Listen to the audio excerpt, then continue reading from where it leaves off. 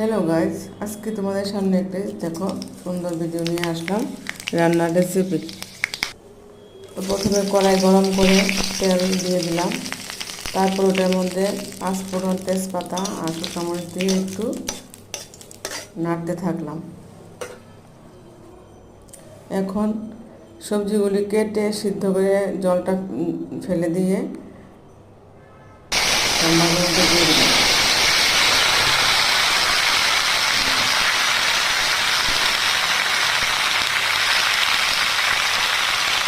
এখন হলুদ দিয়ে দিলাম, তারপর নুন দিয়ে দিলাম,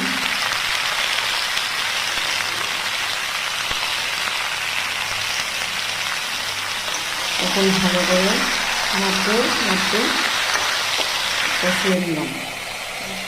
এখন টমেটো দিয়ে দিলাম।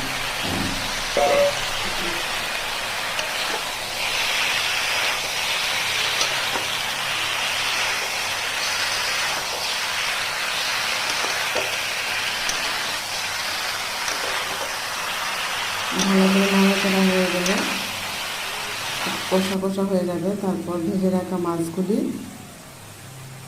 সবজিটার মধ্যে দিয়ে দেব।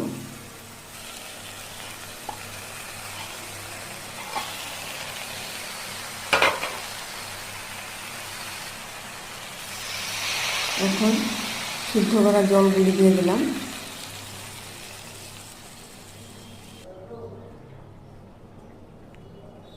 এরপর বাটা মরিচগুলি দিয়ে দিলাম। এখন ভালো করে নেড়ে চেড়ে এপিট ওপিট উল্টিয়ে দেব। যখন ভালো করে সিদ্ধ হয়ে যাবে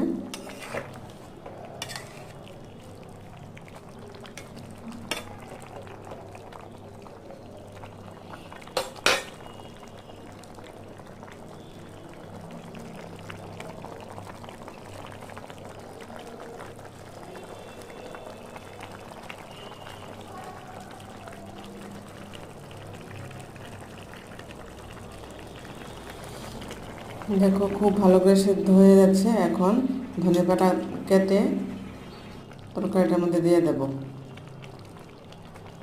খুব ভালো হয়ে যাবে, দেখতে খুব সুন্দর লাগবে, খেতেও খুব ভালো লাগবে।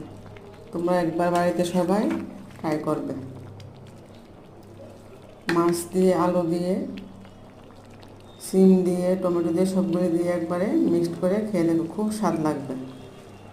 গরম গরম ভাতের সঙ্গে